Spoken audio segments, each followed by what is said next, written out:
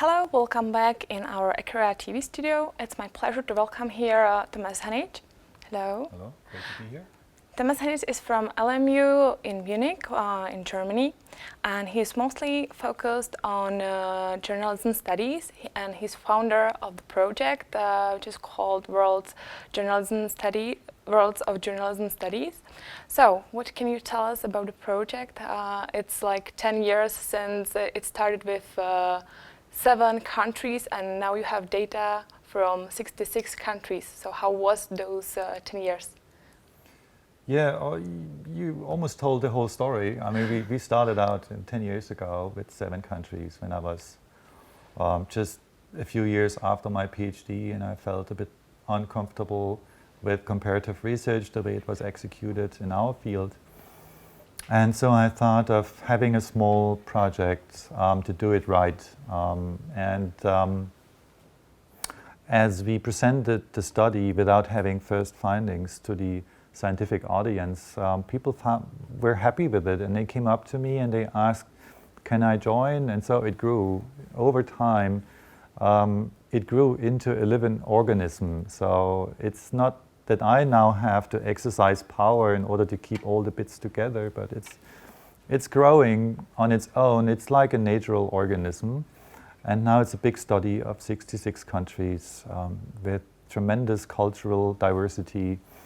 And but it's just phenomenal to see how these different people can work together and produce some interesting insight about the current state of journalism around the world.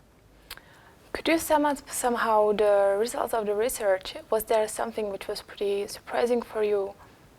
Well, we just finished data collection this year, so I think it's still too early to speak about findings. On the one hand, we do see some general trends, like, of course, there are many similarities between Western countries, but on the other hand, there's a lot of diversity in terms of how journalism is thought and exercised, especially in the non-Western world. If you, for instance, look at journalists working for Arab-speaking countries or some of the less developed countries, they don't think of journalism in terms of it serving as, something that informs people about what's going on. Journalists in these countries take a much more activist approach. They feel it's their obligation to change society, and that's something that you won't find in most Western journalism cultures or European journalism cultures in general. But that's only one little slice. Another interesting insight that we had was, if you look at journalists and the way they trust public institutions, for instance, how much trust do you have as a journalist in politics and in political institutions? It's remarkable to see that across the board, in almost all the countries we have investigated, journalists have very little trust in politicians and very little trust in political parties, which is kind of corresponding to a general sense of declining trust in our public institutions. And I think it's something very worrisome, because if journalists lose trust and faith in these institutions, how can the general publics actually develop trust in politics? So you said you just collected the data. What is going to happen with them? What is the future of the project? Well, we are often referred to as a project, and even we say it's a study, but my sense of this project, or the way I look at the project, is different. I think we are providing a research infrastructure. We provide data, we provide points of interaction between people that researchers can use in all associated countries to do their own research and do their own analysis. So we actually provide a platform that is used for research, independent research. And this is how I also envision the future of this project. So in the future, we're going to see more independent analysis, also country by country basis, so that you're going to hear something about journalism in the Czech Republic, and people hear something about journalism in the US or in Germany, because all of our principal investigators are now trying to make sense of their findings. But at the same time, we are also working on comparative analysis to get a sense of the general patterns. So how does journalism in my country differ from journalism in other countries? And what are the general tendencies in terms of where is journalism going? Is it going to die? Or is there kind of a resurrection of good journalism somewhere? And if you look at China, for instance, or India, these are countries where journalism as a field is growing. While if you look at the US, for instance, people get the feeling like journalism is kind of dying out, is getting extinct in a couple of years. And so you see very different developments in different parts of the world, and that's just amazing, an amazing outcome of this project. Okay, well, let's, I'm sorry, it is a breath. Well, also, if you think in terms of the future of the study, we actually, this is not just a study, it's also a group of people who love to work together. Mm-hmm. It's like, as I said in my presentation earlier today, it's like a big extended family. So we learn to work together, we like each other. We have established reliable working conditions and relationships, and we are going to extend this into the future. So we are now actually planning for another wave, another study of journalism executed in about 7 years from now, maybe, mm-hmm. in order to also trace the developments of journalism over time, which would give us another interesting insight into how journalism is changing over time, especially in a time when you see so much change in journalism and the media world.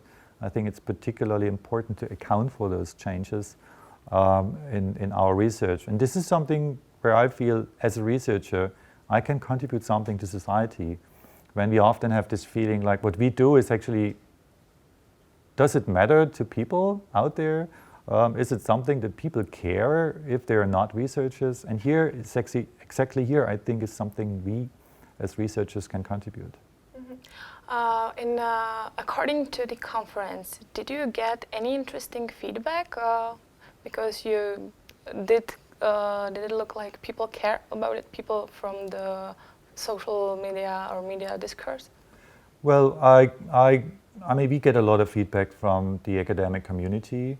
And we're just starting to get feedback from outside the academic community, because as people now started publishing their research, it attracts the attention of media institutions. One of the first studies that has been published was the study of journalists in the UK, and it's been well covered by British media organizations, because of course the British media want to know something about where journalism is going in its own country. So, and it garners quite a bit of attention from media organizations, but I think the more fundamental problem is that journalists are often not so interested to hear anything about the research that we do in media and communication studies. It's oftentimes a more fundamental mismatch in terms of the way we think. I'm a trained journalist, and I was trained to look at the case. So I speak to a person, to a source, and I look at the fate of this person, what has she or he experienced, and then I extract the general pattern from the case. But as a social science researcher, I do it the other way around.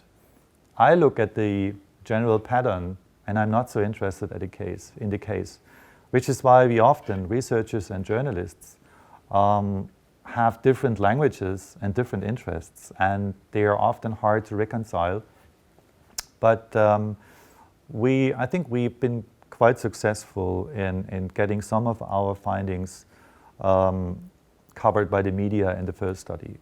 And of course, I think it's relevant. It's relevant for a journalist to know how other journalists feel and what other journalists think the job of journalism is in a society. So this is how we try to feed back our research into the communities. Okay, let's finish it with something easier, easier-minded. Did you even had time to participate in a culture program Well, no, I didn't, at least not this time. I'm an East German. I was born and raised in Dresden, which you know is not that far away from Prague. So I've been a frequent visitor to Prague. I know the city, and it's a beautiful city. And I also know that November is not the perfect time to visit Prague, as most other cities in this part of the world. So I've been to Prague so many times, and so this time I actually skipped the social events, or many of them. And my preference is going to Prague in autumn, when it's one of the most beautiful cities in Europe. Okay, for me, it's everything. Thank you for visiting us here in our studio. And we're done. And let's see you in another interview.